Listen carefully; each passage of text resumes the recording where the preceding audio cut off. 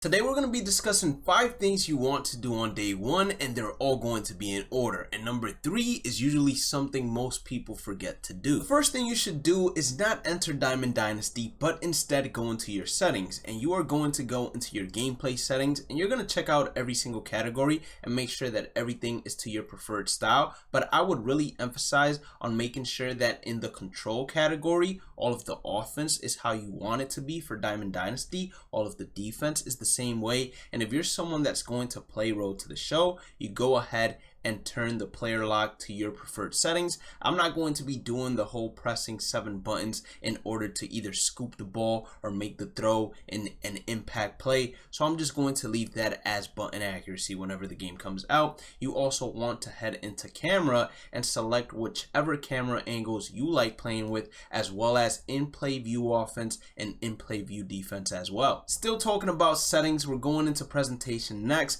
I always have my presentation mode as fast play. If you're someone that likes to see everything when it comes to offline content, then you would take it off of fast play and you would alter some of these settings. But the most important setting that you might forget to actually go ahead and turn off is the pitch selection cameras. What are these? Well, sometimes when you're playing MLB The Show, before you throw a pitch, it shows a different camera angle, either zoomed into the pitcher or zoomed into the hitter, and then it shows the pitches you can throw on the bottom left. You select a pitch and then it takes you to the default camera you use whenever you are pitching, and I just would rather not see that and pitch from my default camera from the start each and every single hitter. Audio and video, like the previous ones, are all going to be personal preference. If you are someone that's looking to get into content creation, I would highly suggest turning off all music to avoid any chances of being copyright strike. Last but not least, we have mode specific, which allows you to either turn on or turn off crossplay when it comes to playing online game modes. The second thing you want to do on day 1 is enter into Diamond Dynasty, because, well, duh, that's what we're here to play at the end of the day. So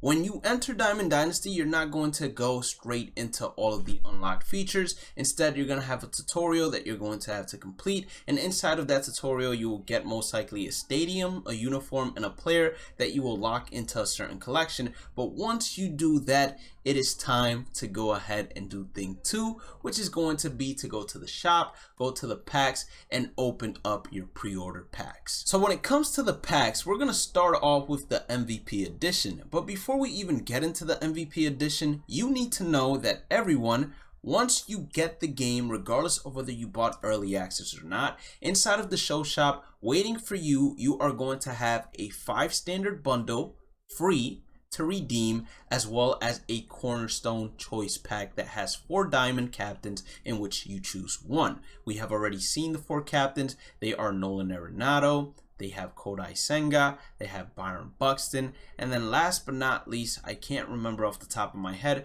but someone in the comments will go ahead and put it. So you're starting off with 5 additional standard packs and 1 additional diamond. The MVP edition, this is the order in which I would do things. I would go ahead and open up those 15 standard packs first. I would see, based on my luck, if I pulled any diamonds, if the diamonds are players that I want to keep on day 1, or if they're players I want to sell to go ahead and build a better team. If I want to keep them, that's perfectly fine. Now we have 3 to however many diamonds you pull to start off with. But if you are unlucky and you come out with an all silver team, out of those 15 packs, you still have 10,000 stubs. Now, be very cautious about spending the 10,000 stubs right now, because step 3 might help you get a little bit extra funds.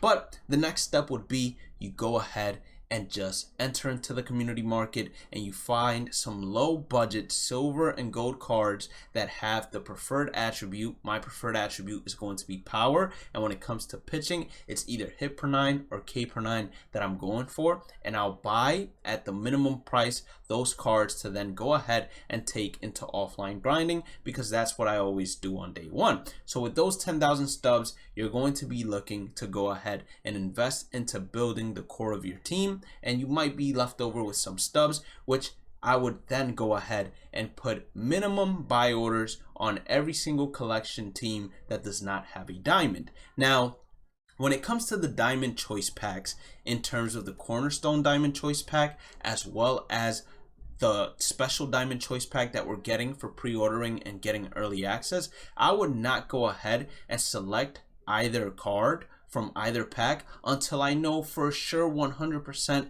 that this is going to be the player that I want to build around. So I will most likely have a video discussing the best player to select in each and every single pack. You guys are free to wait for that. But if you have that intuition and you know for sure you want to play with Nolan Arenado, then you go ahead and pick him up, and the same thing goes with whatever special diamond choice pack there is. The deluxe edition, although, is going to be a bit different because you do start off with 20 standard packs plus the 5 that we get for season 1, so 25 standard packs, and you are also getting 5 gold choice packs. Now, I have a specific strategy when it comes to the gold choice packs.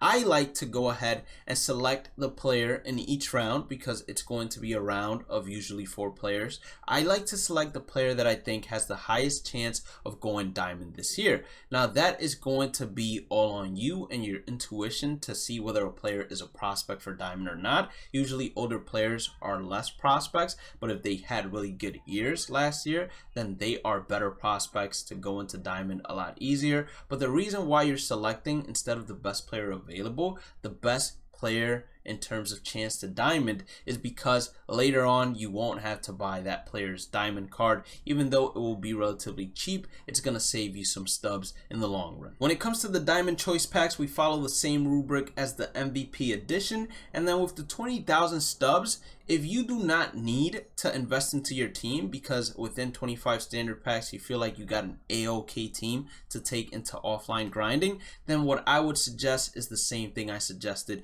inside of the MVP edition. You go ahead and look for which teams do not have a diamond, and then you go all the way to the bottom, you go to the comments, and you go ahead and create the minimum buy order, which MLB will tell you what's the minimum you can go ahead and create a buy order for.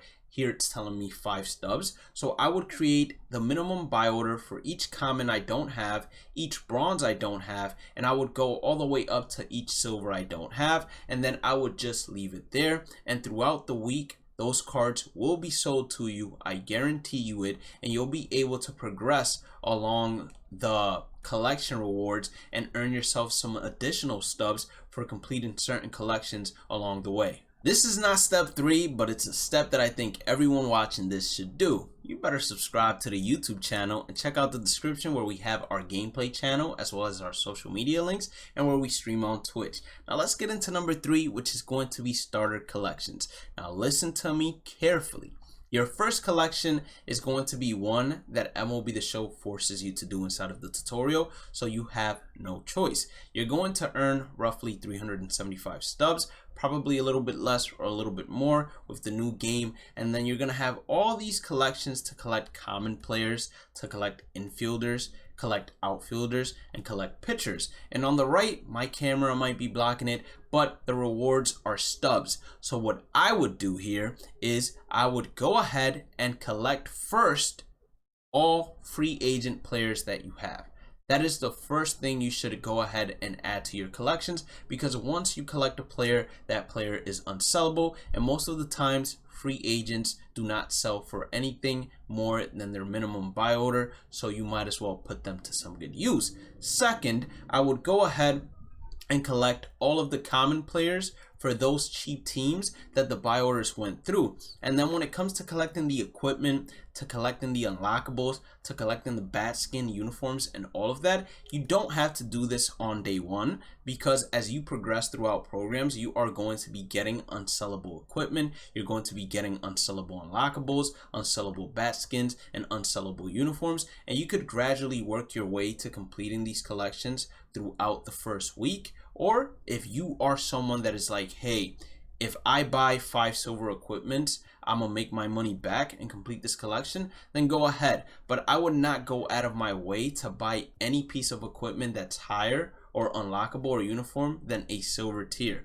When it comes to the bat skins, all of them are going to be diamond, and if you ordered the MVP edition, you are going to be receiving 1 diamond bat skin that most likely is a unsellable one regardless. So go ahead and just lock it in and get yourself an extra standard choice pack to go ahead and pull that 94 overall Shohei Ohtani. Wait, we're not playing MLB The Show just yet. The number 4 thing is probably the most important thing out of all of this when it comes to completing the game, building your squad the most efficient way possible. You're going to go ahead and look into the programs. You're going to see which programs you want to knock out first, which team affinity divisions you want to knock out first, other programs, and the season XP reward path. They usually don't have any specific missions, but go ahead and check that out and make sure it's just gameplay XP. But with team affinity and other programs, you're going to see your desired ones. You're going to write down on a notebook, notepad, or on notes on your phone, what are the stats necessary, what position the players need to be, what team they need to belong with or belong to, etc. And then when you finally enter into a game, you are going to know off the top of your head, oh, I need to stretch this single into a double in order to get an extra base hit. Oh, I should bring this Red Sox bullpen arm in because I need a hold, or I should bring this National League East pitcher in because I need a save. And it's just going to make everything a lot easier for you and a lot more efficient. Now, the fifth step is going to be to play the game. You're going to have the time of your life grinding offline content all over again. What I generally go after is conquest first. There might be some showdowns to go ahead and do just to warm up your sticks as well, but I generally go for conquest first, knock out the team affinity conquest and the nation of baseball conquest, as well as the starter conquest, and then if I still have programs left over, I head in and dabble into mini seasons. And if you're someone that's not looking to grind offline at all to start on day one and you want to play against other people, then I highly suggest playing events. Why? Because it allows you to get accustomed to the new game, and the win and losses do not reflect on your record, but that's only if you care about your record that you would care about that. And then number 3 is stats are tracked inside of this game mode, so you will know which players you are doing really well with offline and which players you absolutely suck with, so you might want to take them out of your squad. With that being said, I hope everyone has a successful day 1 of MLB The Show 24. We are going to be live on Twitch later on in the night, the 15th.